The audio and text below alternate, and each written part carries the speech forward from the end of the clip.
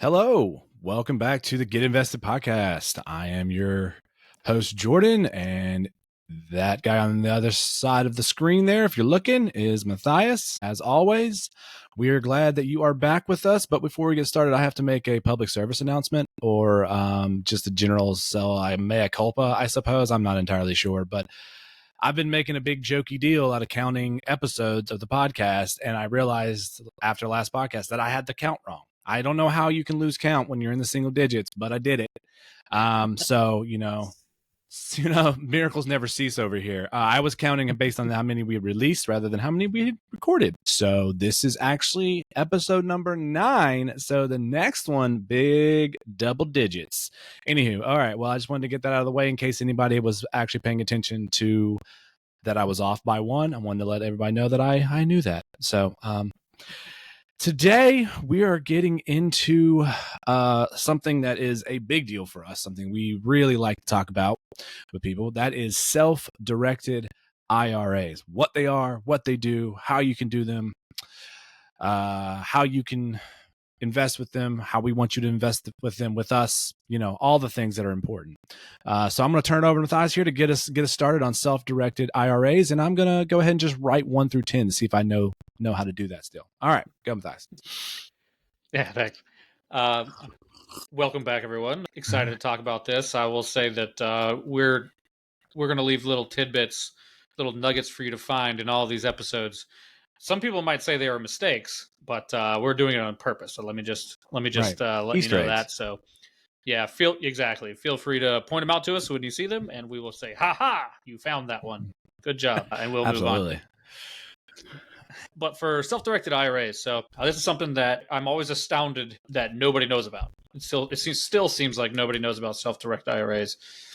In the broadest sense, a self-directed IRA is a way to invest in alternative assets with a tax-advantaged vehicle.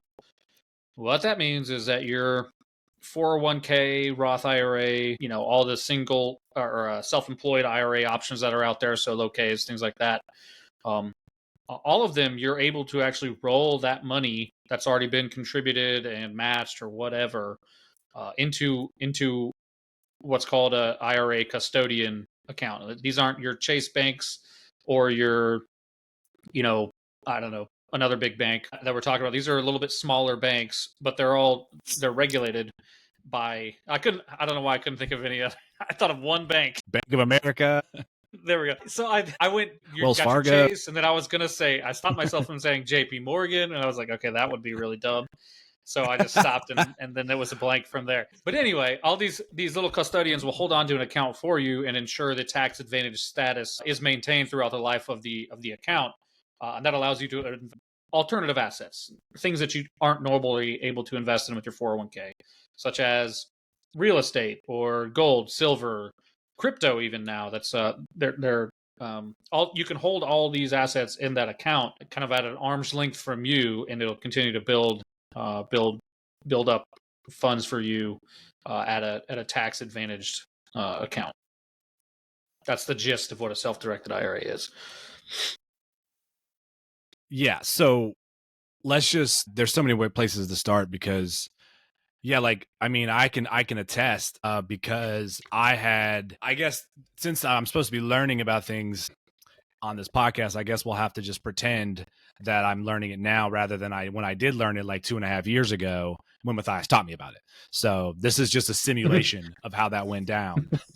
Because I had a simple, an E-simple, or I guess that's a version of a 401k from an old company that I had left a long time ago that was just sitting there. I mean, it was making money, but it was just sitting there. And then he told me you can take control of that rather than just letting it sit there. And it kind of blew my mind. But I think one of the things we need to make clear is how this fits into like the whole kind of overarching company matching, retirement, because I think a lot of people, and I think this is why a lot of people don't know about self-directed, is that they say, okay, well, I, in the world I was recently in, I have my pension, and then I can set up, with the state as a teacher, and then I can set up an additional retirement account that I save more money, and then I just keep adding and adding and adding and adding, and eventually there's a lot of money left that I can pull from when I'm in my golden years, in case I don't get on the Golden Bachelor. And then they don't really think about all the ways that all the things that go into allowing you to do that, and why it's tax incentivized, and why it's pre-tax, and all of those things. So I guess we should start with just talking about why this is something that first like makes complete sense, but then also you got to remember there are rules to it and why it works the way it does. So maybe just kind of lay the groundwork, Matthias, on like what a retirement account is and how this fits into that model. Yeah, sure. The retirement account is going to be a tax advantage account in a couple different ways. Let's say you're 401k employee at a giant company, whatever, and this applies even down to small businesses. They have typically different types of accounts, but they all kind of do the same thing. But you're able to defer your taxes. Let's say you make $100,000 a year and you contribute 10% of that over the course of the year to your 401k. I'm just throwing numbers out there to make it easy, but so there's $10,000. You're allowed to defer those taxes on that $10,000 inside these approved types of accounts. So 401k. So now you're only getting taxed on making $90,000. The government wants you to incentivize you to invest in your own future because they don't want to pay for you later. It's a lot more expensive. So if you're able to, not rely on Social Security and things like that, this is how they incentivize you to do it. So not only that, but if there's a matching, your employer, let's say your employer matches up to 5%, so there's another $5,000. They get to write off that contribution. The company, the employer, the small business, whoever it is, gets a tax advantage for contributing to as the employee, your account as well. So there's a bunch of different ways this is tax advantaged. What that ends up being in most retirement accounts here. So there's different types. There's traditional, which is where it's pre-tax dollars, and then there's options for Roth, which is post-tax, meaning you've been taxed on it once and you put it in a Roth IRA, it'll never be taxed again if you satisfy all the rules that Roth IRAs have. So that's great because assuming your tax advantage goes up over the course of your life, you're paying taxes earlier when you're theoretically poorer, making less money, and then it builds up over time until, let's say, you're a multimillionaire real estate mogul. It's never taxed again when you withdraw it in your golden years, as you spoke of. So there's different ways that you get tax advantages, but the point is that you have to satisfy the IRS rules in order to keep those tax advantages intact. So everyone thinks a self-directed IRA is like, well, I got to cash out of my 401k or my Roth or whatever in order to invest in alternative assets. The whole point of these self-directed IRA companies is that they allow you to maintain that status. If it's a Roth, you can do a Roth account. If it's a traditional, you can do traditional. All those varieties are available in these custodians, but they hold on to the money for you, contribute. Like you say, I want to buy gold or I want to do real estate. They hold the money. They cut the checks to the investment.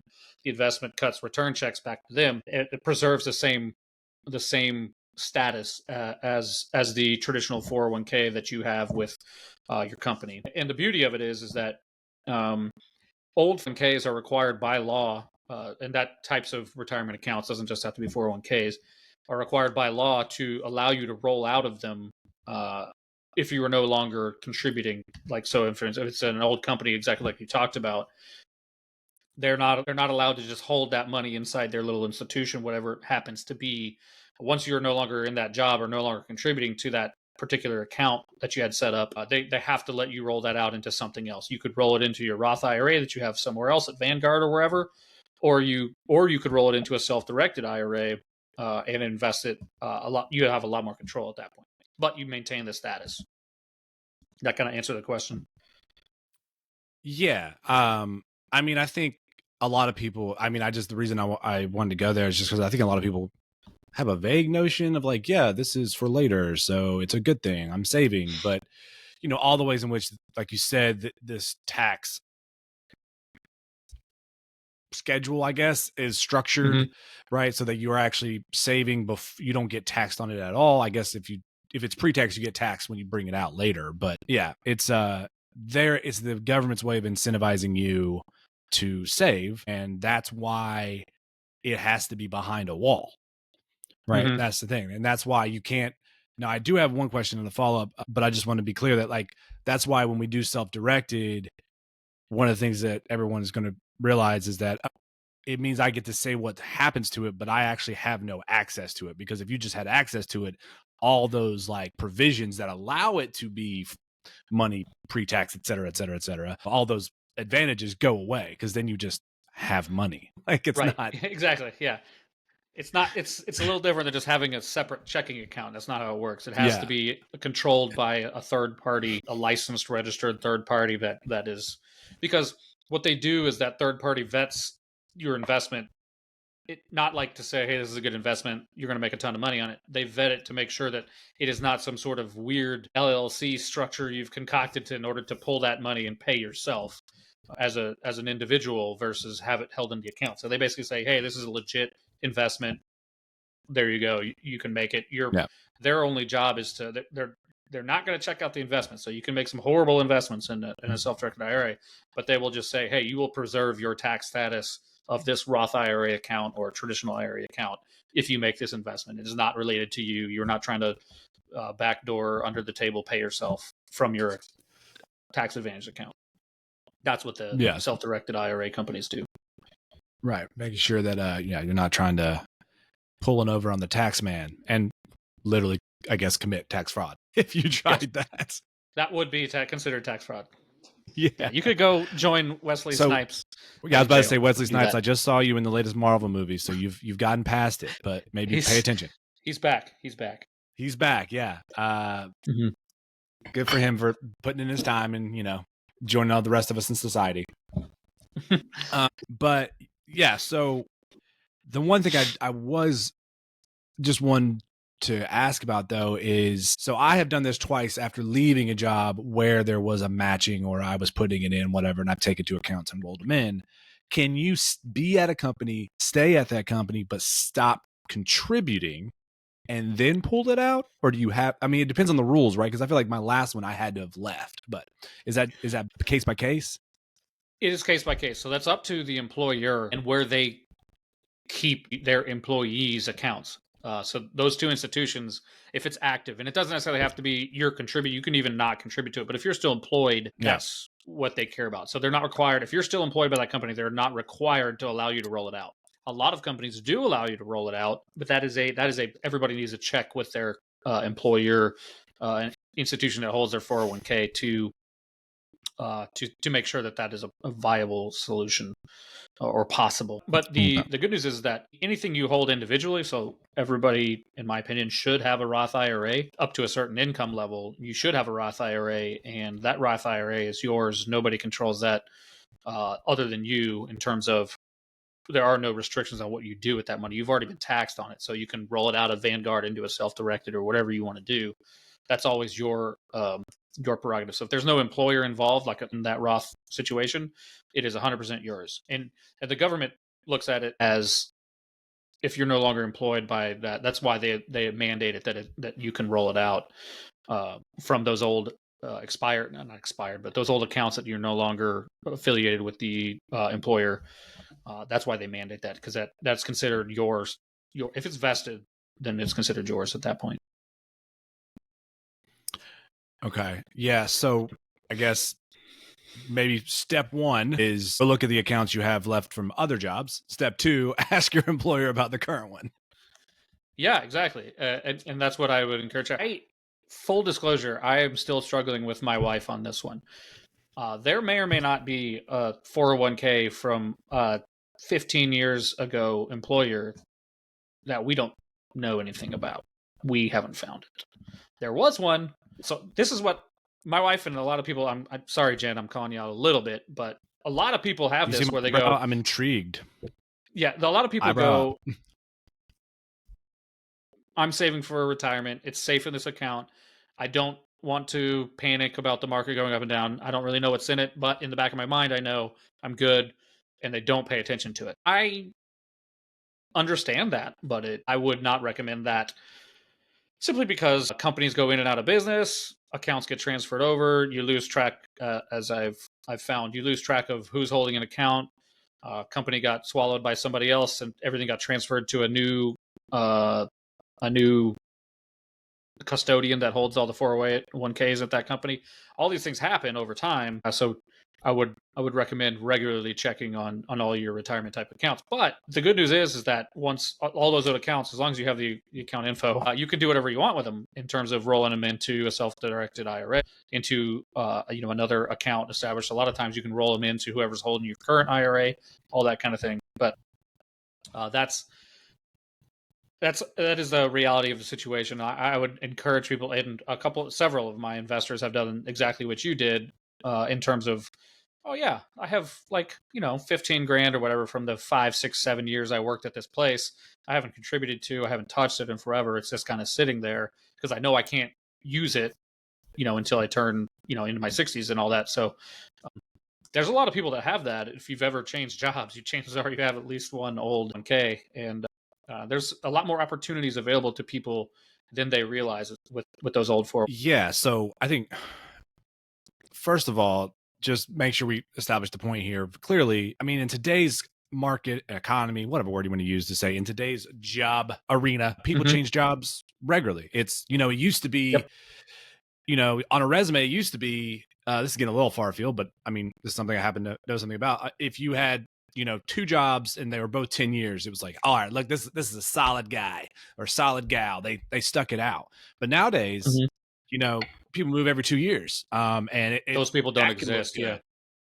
Yeah. Like the staying at a place for 25 years. I mean, one of the things I've done in my career is write resumes, and there are people who came to us who came and said, oh, I've been in this one company for a long time, and now it's like a negative, like, oh, why didn't they go find another job? So it's fairly interesting. So all that being said about market dynamics, what that means is lots of people have lots of these sitting out there, or not lots, but odds are most people have at least one, if not 3, right? So, sure.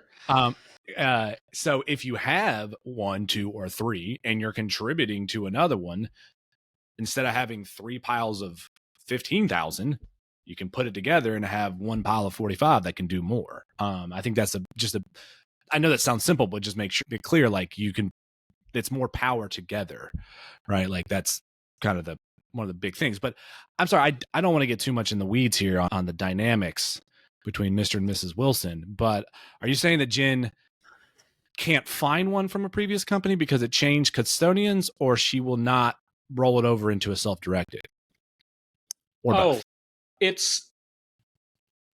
might be almost 100% the first one, where we are not exactly sure companies that were involved. We're not sure paperwork that was ever involved. We've done the Social Security search with the states have the recover lost funds. So Sure. We're not sure what state it was held in. So I guess we could go through all the states and figure it out, because it just depends on where the custodian was, whoever was administering the 401ks.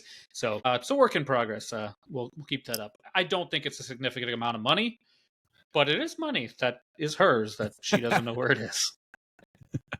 Yeah, I did that the other day. She's going to listen to this, so I am going to hear about this eventually. She's going to be frustrated. Yeah, Jen, this is a test to see if you're actually listening.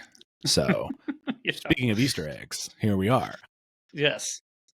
And maybe that was a mistake. I don't know. We'll see.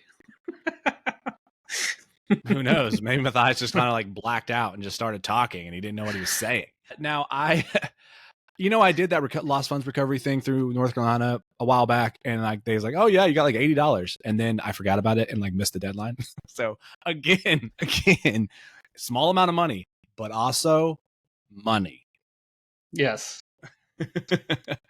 Okay. All right. Now maybe let's talk what you can do with the self-directed. Well, actually, I don't want to get that. I'm going to just, maybe we can do some concrete steps of what the process looks like once, say, your employer says, oh, sure, if you're not contributing, if you want to move it to something else and, this, that, and the other, or someone has 3 of them out there, just give them like a overview of the steps of how to do this. Okay, so it is pretty simple. You would choose a self-directed IRA company custodian that you want to hold your self-directed account, and this is the easiest way I recommend. And you go open an account. So if you have a Roth IRA that you're going to roll over, you would open a Roth account. You could do both. If you have traditional stuff that's pre-tax, and then you have a Roth that's post-tax, you could roll both of them into 2 separate accounts. They have to stay separate, but basically, You go to your chosen custodian, and we have recommendations on companies that we'll get into a little bit later, but you go set up an account, the appropriate type of account at that company, and then you go to whoever's holding it currently, assuming you've already checked to make sure that they will allow you to roll it over. Then you go, there's a process. It's often easier to go with it all depends on 401k companies, but and a lot of them have different policies like, hey, I need wet signatures, or hey, electronic signatures on this account are fine. That's all going to be relatively complicated, but it's easiest if you go to your IRA, self-directed IRA custodian, the account you just set up, and you ask them, hey, I've got an account at Vanguard, I've got an account at JP Morgan Chase, I've got an account at Schwab that I want to I have 3 of them. I nailed 3 that time. That I want to roll over. They will instruct you on what it will be required, because they've worked with all these institutions pulling other people's funds in. So that's the easiest that I've found, the easiest way to do it. So you say, hey, roll it in. Oftentimes they have a form they fill out, and then they'll contact the company. There may be some signatures required, but they will walk you through that and how to pull the funds from the old institution into the new self-directed institution. That's the easiest way to do it. And then from there, once the funds hit, and this could take weeks. This is not an overnight process usually, but once the funds hit the account at the new self-directed institution, that's when you can start investing in real estate, gold, silver, crypto, all those things we talked about. Does that make sense? Heck yeah. So just on this note of how to do it, I will say it's part of my learning experience. I've done it twice now, right? I pulled from 2 different previous accounts into my one self-directed. And one of the times, based on the fact that I was coming from Fidelity, I think, they required everything to be paper. Mm-hmm. And so that was a little onerous because you had to print everything out and sign everything and send a huge packet of things and, all of that. The second time from Corebridge, it was all electronic, except for the check that Corebridge cut to, I'm using no free ads, but right now I'm using Provident Trust. But that it was so much easier because I literally could just fill out a form off with Provident online, and then they did the rest, and then the check was cut. So it can go different ways on that, just to say. And even though it was mostly electronic, it still took, I don't know, like a week and a half to really get it through. But I mean, you're not doing anything with it anyway. So now maybe just a little teaser for later at some point. Go ahead. Let me jump in here, because this is something that I should say. So the financial industry, part of the reason why they don't allow alternative investments at your Fidelities or your Schwab or whatever is because they make money on the assets they manage, on your assets that they manage, right? They charge fees, your 401k fees over the lifetime. And if you have it sitting at that institution over, 20, 30, 40, 50 years, that's a significant amount of their income. So this is going to shock you. They don't like it when you pull money out of there. They're required to do what you tell them to do with their money, with your money, especially if it's no longer an active account. But they do not make it easy for you, which is why I recommend you go with the custodian pulling the funds, because they're going to work hard to get the money, because that's how they make money. And the people who are losing your funds oftentimes are extremely difficult and slow to respond and nitpicky on documents. So that's just a fact of the industry, and part of my frustration with all these so-called, I won't say so-called, but a lot of the financial advisors and a lot of the guys who who'll get in and do, let me look at all your financials and make recommendations. They don't recommend self-directed IRAs because it's outside of what they can sell you, if that makes sense. Their companies don't offer it, so it's in my opinion, it's almost fiduciary, not a fiduciary. If you're not recommending other investments, you're only recommending ones that you sell. It's kind of, I get frustrated with that. And not all of them are like that. They'll tell you honestly what you should do, what you can do. We may not be able to offer it, but you can do this if you want, kind of thing. But that is something that's a reality in this industry, and it's a gazillion dollar industry. So anytime you're pulling a significant amount of money out, they're going to fight it. Well, yeah. First of all, I just want to note, definitely don't want to say so-called financial advisors, since we just had a so-called financial advisor on the podcast. He's one of the good ones. I will verify that for a fact. If you're listening, This is an Easter egg for you. Yeah. So, I mean, everyone gets that. It's not even necessarily. Is it the most fiduciarily responsible thing to not show all the options? Probably not. But I mean, also we get that they have things that they need to sell. But I got to tell you though, I don't even think it matters if it's a significant amount of money, because the first one that I pulled was like for my first job ever. I was there 3 years. It was not a significant amount of money, and Fidelity still made it difficult. Yeah, well, I mean, they have a lot of options for rolling in, not a lot of options for rolling out, as it turns out. That's Yeah. the entrance door is huge. The exit is tiny, and it's around the back. It's a doggy door, really. So yeah, you can understand that they might drag their feet, but also that they are required by law to let you do this as long as you do it appropriately behind tax walls. So I will say, by the way, actually, we were talking about this off air. I thought I had just missed my opportunity to roll my current self-directed IRA into a company that we're now working with, which Matthias is going to talk about later. But I was wrong, Matthias. It's actually not due. It is not up until October. So maybe we could have a real live click on all the buttons, show you the way kind of thing. I don't know how much of my information I want you to see, but, we could talk me through it. Anywho, I was happy to see that I will be able to work with this great company as well. Now, talk to me about options. You keep saying gold, silver, crypto, real estate, because those are things you are now allowed to invest in, which you are not allowed to with the 401ks. It's more index funds. It's, those kind of things, aggressive, not aggressive, blah, blah, blah.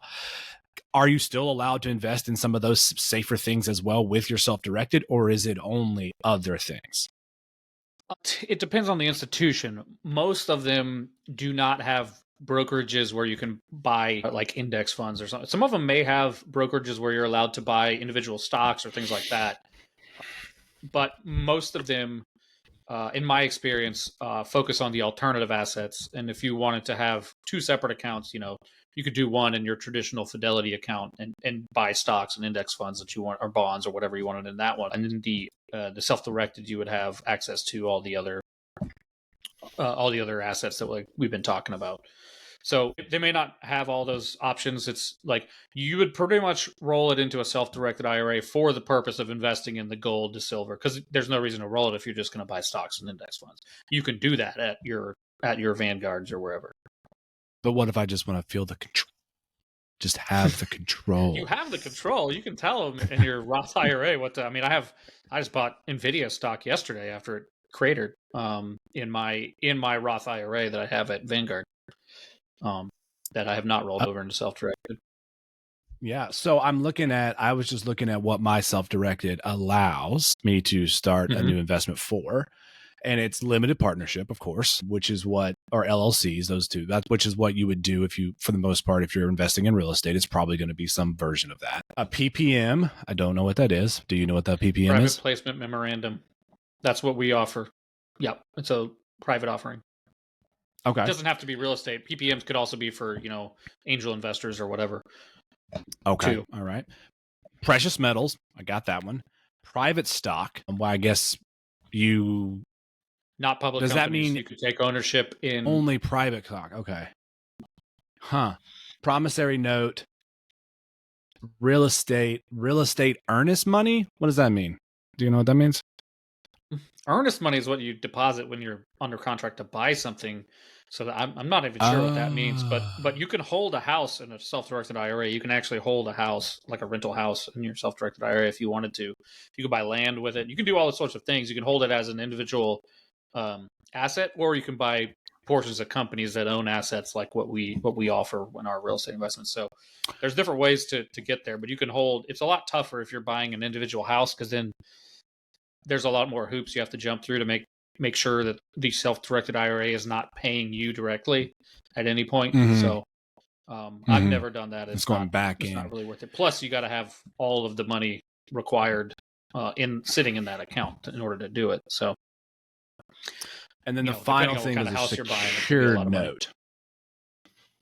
So you could do promissory notes and secured notes. You could literally lend out of your self-directed IRA. You could say, hey, I'll do small personal loan or business loan or whatever to somebody who's doing something, and then they would pay interest on the loan to your self-directed IRA.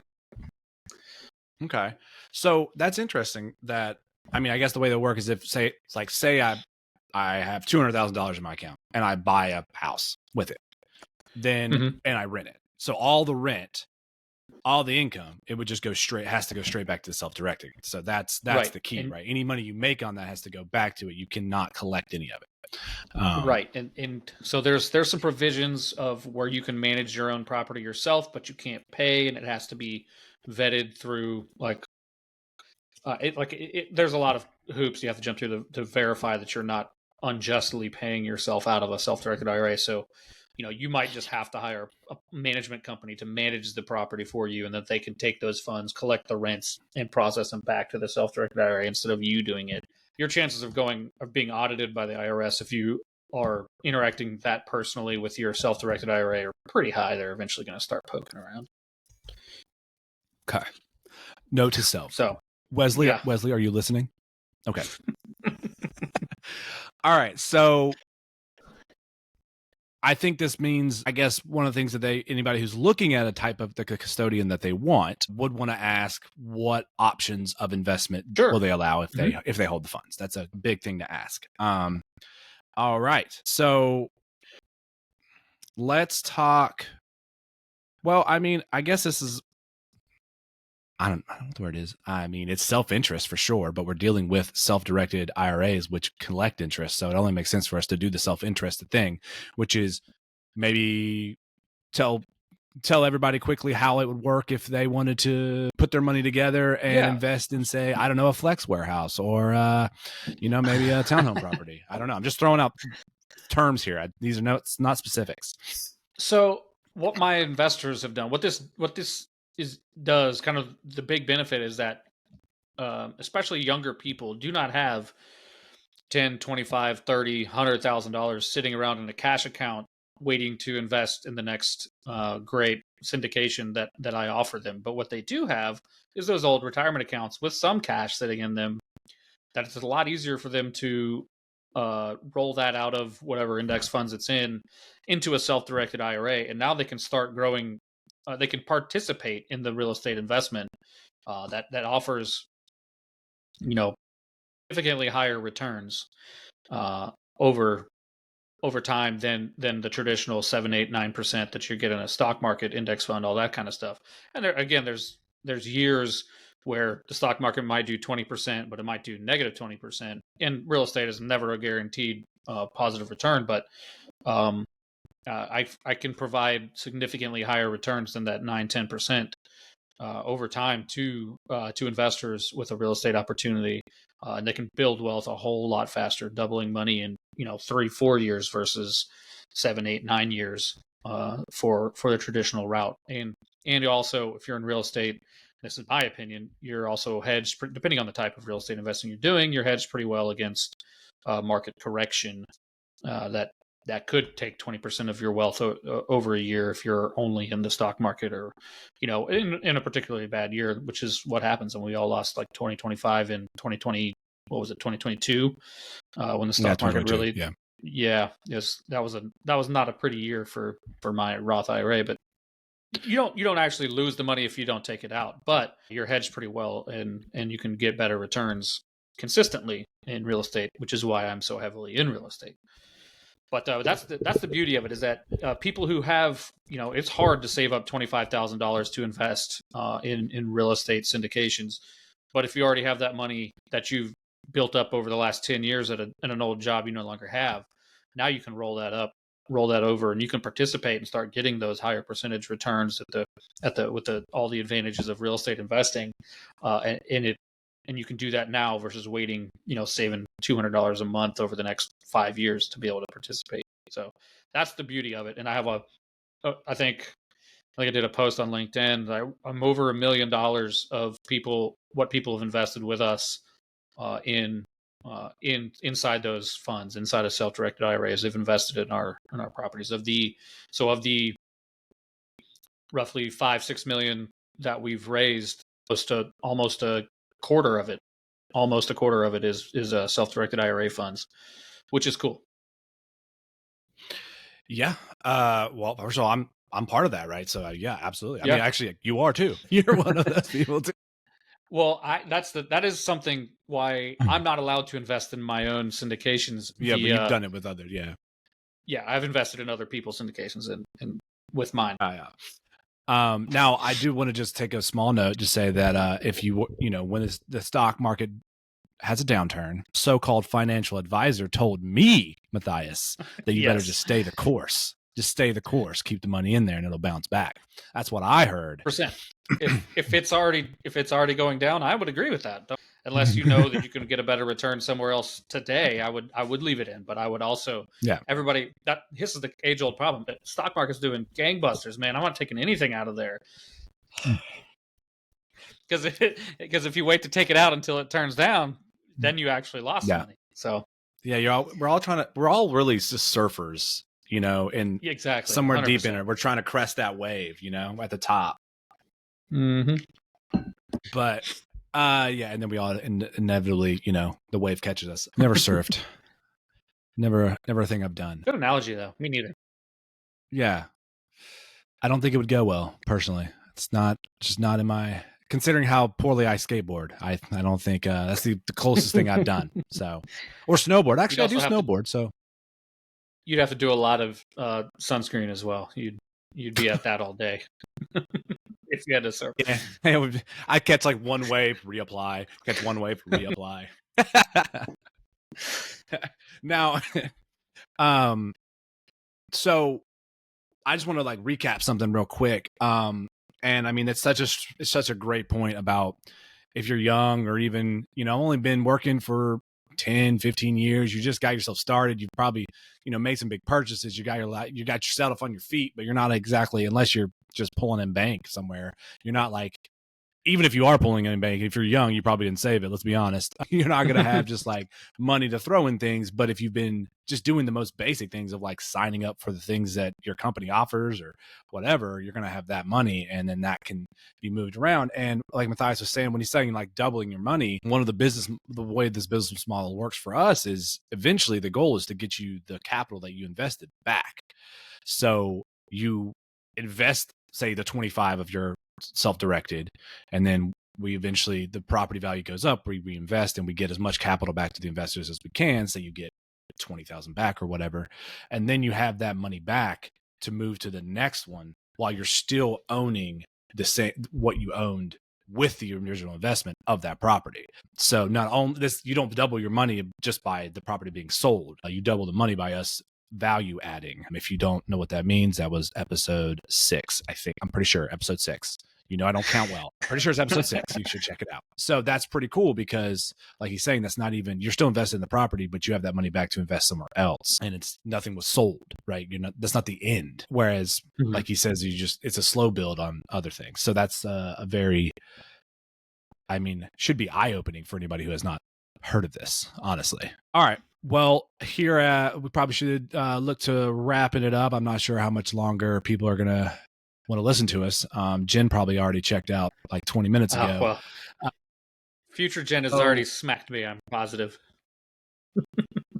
Future Jen is red in the face. Now, so let's just talk about the great company that we're working with that is a definite option for everybody. Now, just like we want to be fiduciarily responsible, I'm not even sure that's an adverb you can use, but I'm doing it. We are not saying that this is the only one. There's a lot of other opportunities out there, and maybe there's one that offers investments that you want, but this one offers the types of investments we think are great. So take it away, Matthias, about our company here. Yeah, our partners. The company I recommend to anybody looking to go this route right now with the self-directed IRA is Directed Trust Company. And the reason I recommend them is, one, they're very responsive and helpful whenever you're working with them, opening an account, moving an account, rolling an account. They're very quick to respond. 2, their fees are in line with industry standards. They don't charge for anything weird. And then 3, the ease of managing the accounts online. They allow everything electronically. They allow you to use your phone to upload a picture of your driver's license because they have to verify identity and social security numbers and all that stuff. That process is all done almost overnight, which is way faster than a lot of the other companies I've worked with. Everybody, all the companies I've come across in the industry are trustworthy and above board. There's nothing wrong with them. It's just some are much more sluggish than others, and it could take, you can't get somebody on the phone. They didn't read the email question you sent them, so they responded with a reply blast that doesn't help and doesn't answer the questions. They're not good at communicating with other institutions when they're pulling funds, whatever it may be. Directed Trust Company, I've not had those issues, and I always recommend them. Once they've actually reached out to me after I've probably sent them over the last year and a half. I've probably sent them 15 to 20 customers, and so they started reaching out to me, and they're like, "Well, we can give you kickbacks whenever you bring somebody over, but the only caveat is they can't invest with you." And I was like, "Well, that completely defeats the purpose on my end. I'd rather give them a discount code that they can use. They reference my company, Capital Velocity Investments, whenever they apply for an account there, and they apply a discount code to their account, so they get to save money on their annual fees. Usually it's like industry standards $300 to $400 a year to manage the assets. Some of them are percentage based on the percentage. Take a 1% of your assets being held. These guys are just flat fees. That's another thing I like, because as you get bigger, you shouldn't be giving away more and more of your money to them. So that's the company I recommend. I do not get kickbacks per person that invests. That is not a thing. So this is just me purely saying, hey, my investors that have used them like it. I recommend it. They hold my personal self-directed IRA over there. And the companies I've recommended in the past are good, but they are not as good as these guys. So that's kind of my commercial for them, and I'm happy to pass out information. They gave me a guide that I can send to people, prospective clients that want to check it out, and it tells them how to use the discount code. It gives them $100 off their annual fee for using my name and rolling their funds into the Directed Trust Company. Okay, so just to be clear, no one should just run over to Directed Trust right now, pull over their car and get on their phone. They should hit you up for some info. Talk to me first. Yep. Talk to me first. Get on the calendar. Shoot me an email, text, LinkedIn, whatever. And I'll send that guide to you to tell you how to take advantage of the savings they offer to my clients. Okay, so they need to talk to you in order to get that. And you're not required to invest with me, by the way. You're not required. You just have to be referred by me. So if you find another syndicator that is not as good looking or charming and has slightly worse deals, but you still want to invest with them, that's fine. Yeah, I mean, if you you can use my this is America. You're free to make bad choices, okay? We don't stand in your way. That's right. Now, okay, so really, guys, he just doesn't want to say online out loud to everyone listening, all 7 of you, that the discount code is actually Jordan is awesome. But so don't go to Directed Trust. Go talk to Matthias. He'll hook you up with what you need to know to go there if you are interested. Now, I just want to be clear: it's $100 off of your annual management fee the first year, or in perpetuity. I'm assuming just the first year. No, it's in perpetuity. Whoa! There As you I go. understand it, it's a pretty good deal. There, that is a good deal. 100%. Okay, that's awesome. I'm excited. Actually, it is in perpetuity. I know it is in perpetuity. That's your fee going forward. A never expiring coupon. My mother would be so excited. Long have been the days where this was a while back that we were couponing, but those. I guess my sister randomly. Well, then my mom my sister started doing the super couponing or whatever it was called back. Remember that was like a whole fad. Yeah. Anyways. Yeah. I don't want to get us too off topic. I mean, Bethany's definitely not listening to this, but maybe she should start. Maybe I should just start calling her out until she starts listening. Be hurt. I mean, she's already been on the pod as a picture and a awesome Patch the Pirate uniform. So, sure. Okay, well, I think that wraps it up for now. I just want to be clear, guys. I'm going to put up, obviously key takeaways, and the part of those key takeaways are going to be steps to do this. I'm going to put the name and why we recommend it in the show notes about Directed Trust and all of that. So you don't have to write this down or anything. It'll all be there. So no worries there. I think that's just I think that's all. I mean, the last question I have, I guess, Matthias, is you keep saying gold, silver, crypto. What's your hot take on a crypto to invest on? Can't say Bitcoin or Ethereum.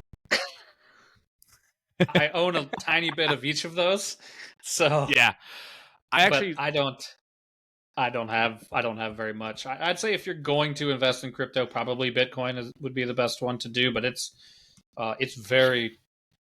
I wouldn't put a lot into it until you're very familiar with how it works, because it's very volatile. I mean, it literally just tanked like yesterday. I think it went crazy bad. Lost thousands and thousands of dollars per Bitcoin. But yeah, again, if you don't sell, you're not losing any money. It's just I don't know enough about crypto to be confident in investing a bunch in it, so I yeah. don't. I haven't. I invested in Bitcoin back in 2017. I actually wrote it high and then sold it to get other stuff. I was dabbling dilettantishly for a while. I'm not gonna lie. I mean, it wasn't a lot of money, so it didn't matter. But I've been holding on to this one. I have faith in for like 6 years. We'll see. All right. Well, we're gonna get out of here then after after that crypto corner. So thanks for listening. If you are interested in this self-directed IRA, reach out to Matthias. And other than that, we will catch you next week. Thanks for being Yeah. a part of Get Invested Podcast. Peace. Please let me give one last plug.